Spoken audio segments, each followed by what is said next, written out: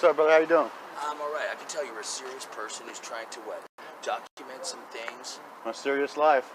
Yeah. So what's that about? What are you doing? What are you making? I'm making a movie about my life every day. Right on, right on. So when I die, these people can play it at my funeral on my highlights, and I can have something. My life will actually have meaning. How old are you? 12. You're not 12 years old. What do you mean by that?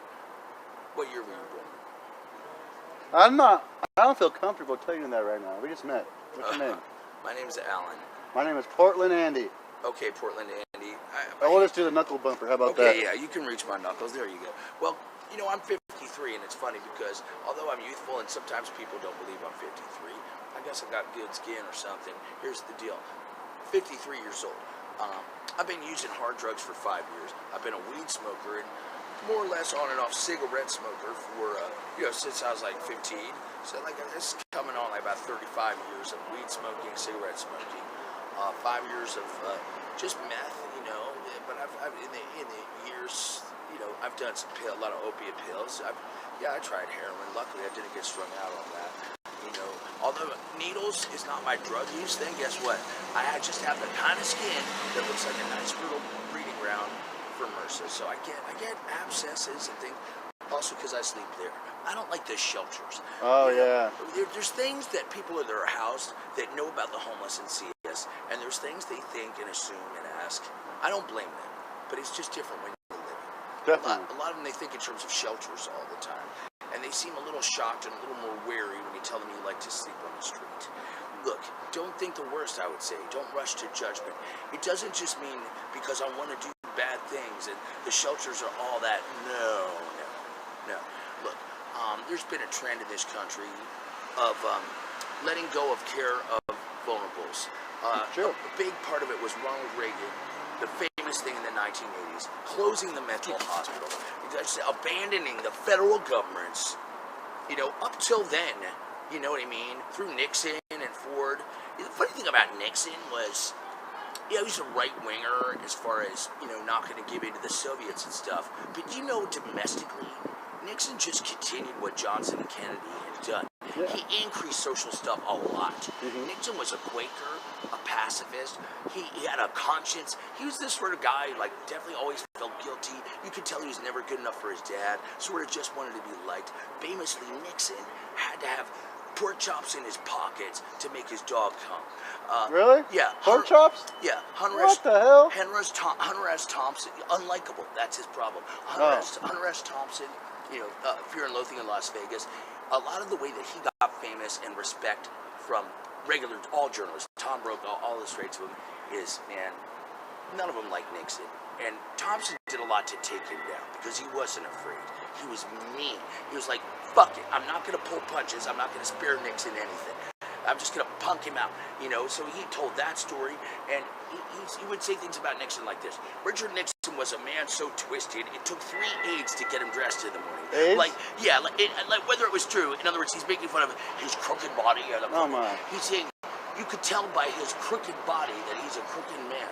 You know what? There are yoga teachers who would say not to blame or judge, but yes, if a person has a crookedness in their spine, their behavior and their conscience, and you know what I mean? I know a guy named... You see what I mean? I know a guy named Sam Pepper has a crooked spine. And what's his behavior or conscience like?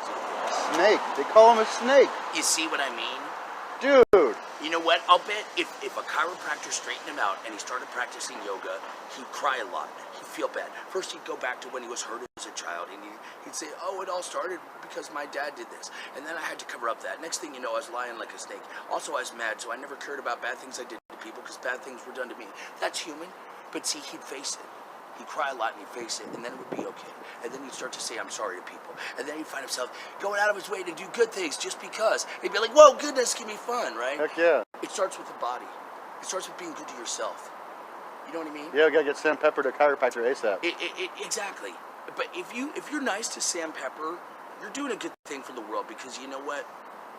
Cruelty's never okay. Okay. You know what I mean? People, look, there's a lot of sort of mean guys in prison. But they don't like to think of themselves as bad. Who does? So they'll say, well, I'll kill a chimo. Okay, you're going in the right direction. You want to protect children, that's nice. But if you still think that the only way you can contribute to the world is by killing other people, you need to look deeper. True. You know what I mean? I do. So, I don't know. These are some of the things I think about.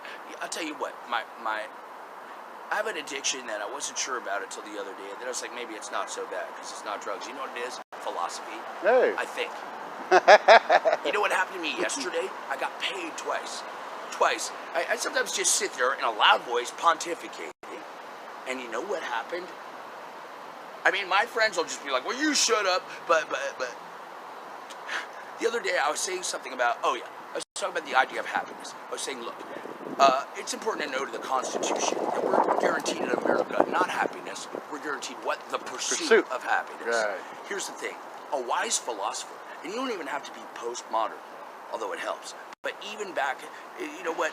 It was still the beginning of modern times when our country was formed. Although it looks like a long time ago now. Compared to the Middle Ages, the 1700s wasn't that long ago. You know what I mean? Mm-hmm. So Thomas Jefferson was, well, you'd call it an early modern man.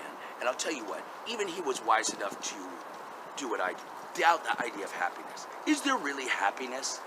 Happiness is in the moment. I'll tell you what, every time you're like, I feel good right now, celebrate it. Even if it's like, I'm between this and this, but for right now, I'm okay. That's all the joy you get in life. It's always for right now.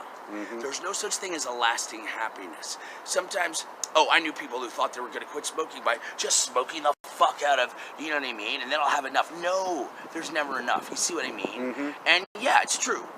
Every happiness, every kind. Love, sex, drunk, money, winning and gambling, whatever it is. Every happiness lasts so long, and then you get used to that. It's okay to take things for granted. You know why? Otherwise, you're resting on your laurels.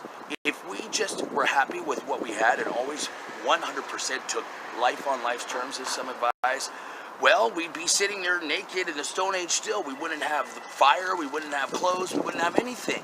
Mankind has always been this guy who's like, man, I'm a dreamer, if only I had this. And he does that for a long time, and then the intelligent gets in there and says, well, we could do this. And that's why we have all this shit. You know Hell yeah, brother. So it's that's why I'm doing this. Exactly. So there's progress. But real happiness that's permanent, no. Life is in the moment, you know what I mean? It's a flow. But pursuing happiness, that's a good thing. You know, you learn so much along the way. For one thing, you learn what you really want. I mean, a lot of people that are successful in life or college, you look at them and they started off with one major and wound up doing something else. I went to this drama school for acting, Carnegie Mellon. Mm-hmm. And when I'm talking too much, let me know. But it's in Pittsburgh. About 2 minutes. They'll claim any famous person they can. One of the famous alumni they claim for their drama school. By the way, all the famous... Tupac. Maybe all the famous actors that went there are all people that never finished the program. But if they were there for 5 minutes, I was there with Ethan Hawke. But you know, he'd already been signed to do Dead Poets Society. He didn't really need the school. Here's the thing: one of their famous alumni was a guy named James Beard from Portland, Oregon. You know what James Beard is famous for? I do, but tell them. Cooking. You know, bread. He didn't become an actor. He didn't stay in theater.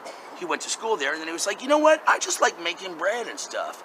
But maybe he learned a thing or two along the way that made him not just a chef, but a famous one. So even from your detours, you can gather things. That's right. 100%, brother. I appreciate your time.